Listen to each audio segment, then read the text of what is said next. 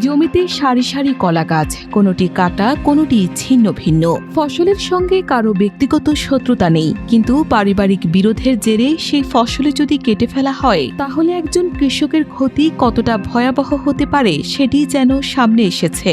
না, এই ধরনের কাজ আমার জীবনে দেখিনি। সব সূত্রভাবে কাজ করছি, যতই সূত্র হোক এই চোরকে ধরে শান্তিং দেওয়ার দরকার। মেহেরপুর সদর উপজেলার গভীপুর গ্রামের কৃষক শরীফুল ইসলাম খোকনের অভিযোগ, তার জমির বিক্রয়কৃত প্রায় ৮০ কান্দি কলা কেটে তছরূপ করা হয়েছে। গত ১৬ আগস্ট রাতে গভীপুর এলাকার কুমুরগাড়ি মাঠে এই ঘটনা ঘটে। সকালে মাঠে গিয়ে নিজের জমির এমন দৃশ্য দেখে হতবাক হয়ে যান কৃষক খোকন। আমাদের গভীরপুরা মাঠে এই একবার ডাকলাম, আর ওই আমার চাচা জীবনে ভাঙার একবার কেটেছিল সবরি কলা। কৃষকের দাবি, আগে থেকে বিক্রি করে দেওয়া হয়েছিল এসব কলা, অথচ রাতের আধারে কে বা কারা সেগুলো কেটে দিয়েছে। দীর্ঘদিনের পারিবারিক বিরোধের জেরেই পরিকল্পিতভাবে তার জমির কলা কেটে দেওয়া হয়েছে। এমন ঘটনা এর আগেও ঘটেছে বলে দাবি তার।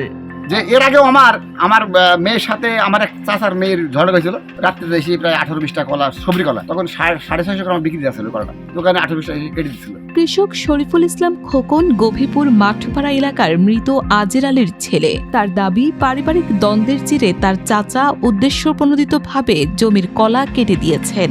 আমি দেখলাম বাড়ির লোকের নামে জিডি করে, কেমন হয়, নিজের তো আর খারাপ লাগে। সেই সূত্রে আমি কিন্তু আর তখন কিছু করিনি। এদিকে ফসল কেটে দেওয়ার ঘটনায় ক্ষোভ প্রকাশ করেছেন স্থানীয় কৃষকরাও। তাদের ভাষ্য, মানুষের সঙ্গে মানুষের বিরোধ থাকতেই পারে, কিন্তু সেই বিরোধের জেরে একজন কৃষকের ফসল নষ্ট করে দেওয়া কোনোভাবেই মেনে নেওয়া যায় না। ক্ষতিটা করে গেছে, এটা মানুষের কাজ না, যেই করুক না কেন কাজটা, আমার মনে এটাই হয়। একজন কৃষকের কাছে মাঠের প্রতিটি গাছই তার পরিশ্রম, বিনিয়োগ আর স্বপ্নের প্রতীক। সেই ফসল রাতের আধারে কেটে দেওয়া হলে শুধু গাছই নষ্ট হয় না, নষ্ট হয় একজন কৃষকের আয়ের পথও। এ ঘটনায় জড়িতদের শনাক্ত করে দ্রুত ব্যবস্থা নেওয়ার দাবি জানিয়েছেন স্থানীয়রা।